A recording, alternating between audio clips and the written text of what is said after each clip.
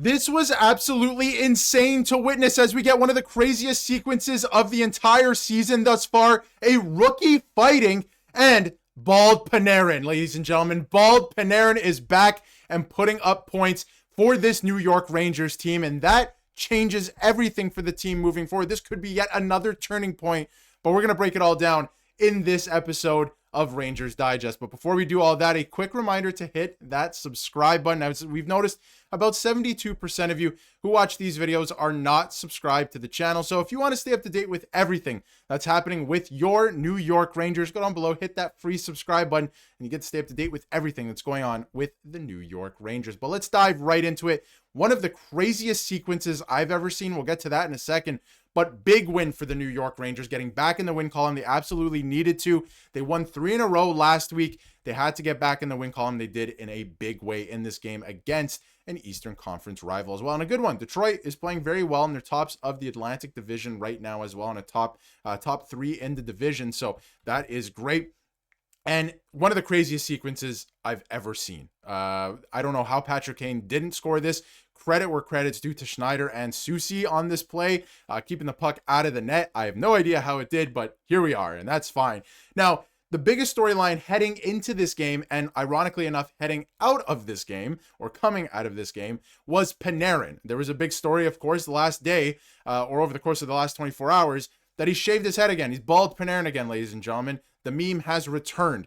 And obviously they interviewed him. He said that, you know, the hair could be some bad mojo, whatever it is. We know what he was talking about a couple years ago. He shaved his head back then. He had an electric season. We know all, you know, the whole history of that back then. This was him walking into the rink. And this, ladies and gentlemen, is him walking out of the rink tonight. 3 points for Bald Panarin, which I will no longer on the channel be referring to him as Artemi Panarin. He is now only and simply Bald Panarin moving forward. Of course, I'm just joking, but he is back, ladies and gentlemen. And keep in mind, I'm going to keep a level head on this, right? And we're going to have a video tomorrow, Brett and I, on a trade scenario, because there's rumors flying and reports flying like crazy right now. I've never seen this early in the season, on if it continues to go south. But for tonight, and, you know, if you think earlier in the season, he had another really good game against Montreal. If you can start putting more of these together, whatever it is, whatever gets you feeling good, man. If it's shaving your head, cool, do it.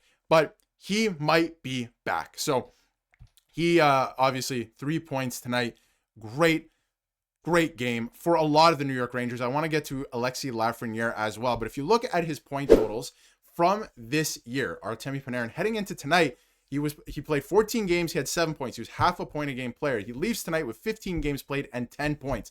This is what he needs to do. He needs to score. He needs to score in bunches. He needs to break games open like this. And listen, Cam Talbot wasn't that great tonight. He just wasn't, right? A lot of these goals, probably if there's another goalie in it, maybe they're making the save. But credit where credit's due. The Rangers were making things happen for themselves. So, you have to feel good about that. Cooley also left this game and scored in this game on the power play, by the way. So welcome to the power play, Mr. Will Cooley. Love to see that. And Lafreniere obviously coming off the power play. That was a big storyline heading into tonight as well. He left the game with an apparent injury. He came back. All is good. We're feeling good right now. Panarin absolutely cooking, like I mentioned.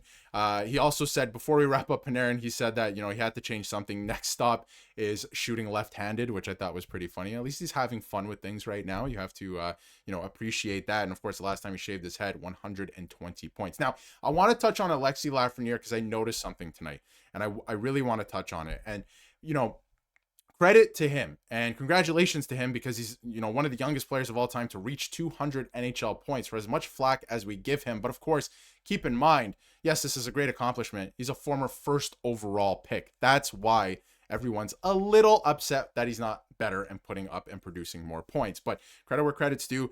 200 points, hits that milestone tonight.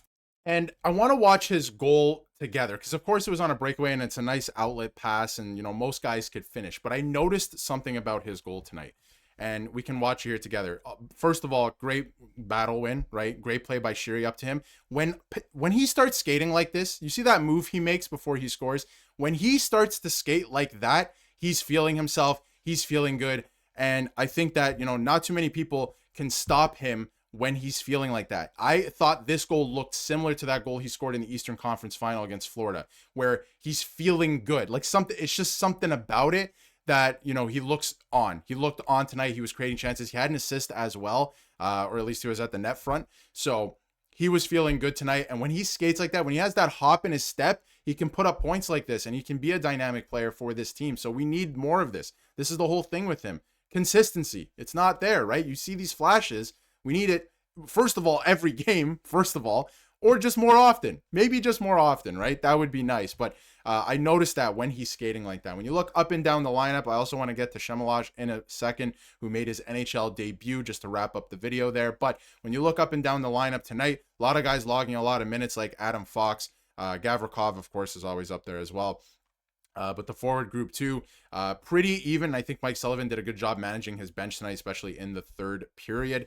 So that was nice to see. Connor Sheary probably played his best game as a New York Ranger tonight as well, with an assist on that Alexis Lafreniere goal. So that was awesome to see. Noah Laba continues to do what he does. He is responsible defensively. He's using his speed. He's driving the play. He was in front of the net and he cashed in. He scores tonight as well. So you'll love to see all of that stuff.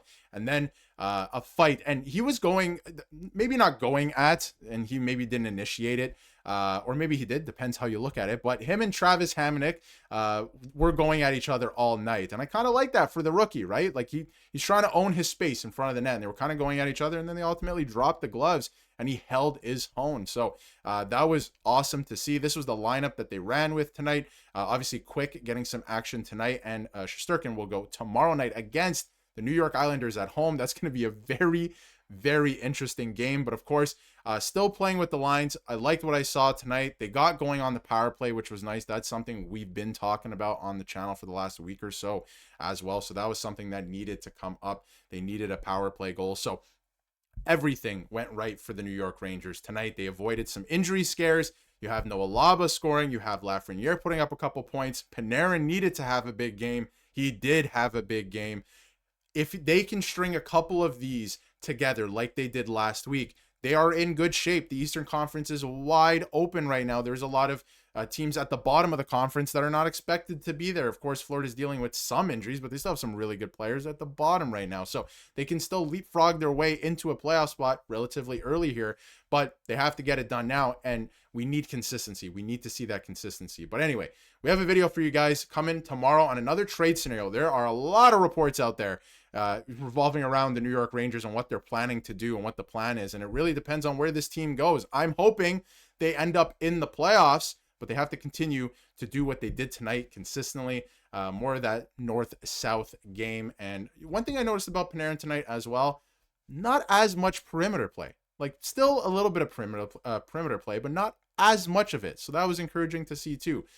Let's see if they can string some wins together. They play tomorrow. Should be a good one against the New York Islanders at home. Let's see if they can put up more than one goal on home ice in a game. Let me know how you feel in the comments below. And if you haven't yet, hit that subscribe button so you can stay up to date with everything New York Rangers.